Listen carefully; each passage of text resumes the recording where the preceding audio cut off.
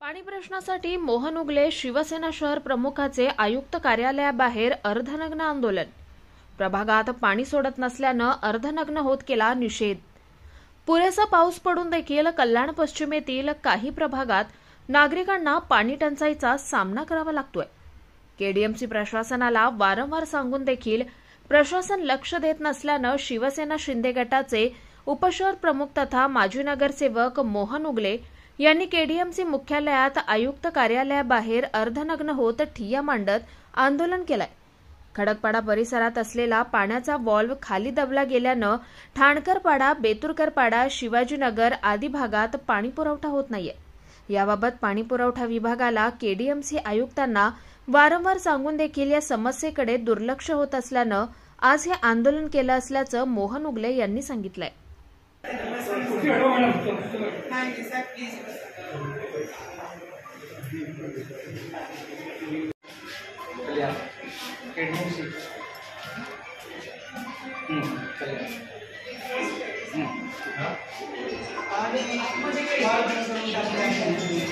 जमिनीत बांधून टाकले संबंधित अभियंता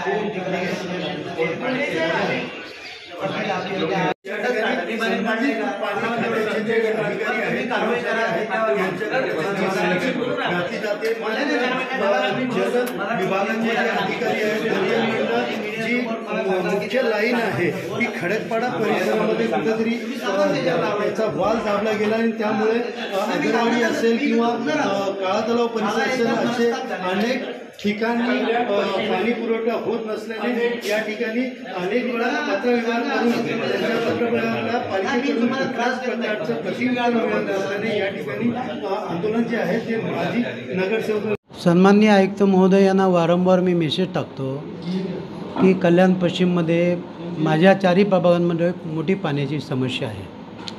त्या समस्येचं निराकरण करण्यात यावं असं मी आणि संबंधित जे अधिकारी जे हे घडून आणतात त्या अधिकाऱ्यांना मी विनंती केली आणि सांगितलं की हे जे जाणून बुजून चाललेला प्रश्न आहे पाण्याचा हा लवकरात लवकर निकाली काढा। आज यांच्या खात्याअंतर्गत जी भांडणं होती ती भांडणांना मुख्य कारण आज खडकपाडा चौकामध्ये असलेलं 400चा वाल ह्या लोकांनी वालमध्ये सेटिंग करून वाल जमिनीमध्ये दाबून टाकला आणि यांच्या अंतर्गत धुसफूस चालू होती। मी संबंधित अधिकारी जे घोडे आहेत यांना वारंवार तक्रार केली, वारंवार मोर्चे आणले, परंतु प्रशासन काही स्वतःची चूक मानायला तयार नाही।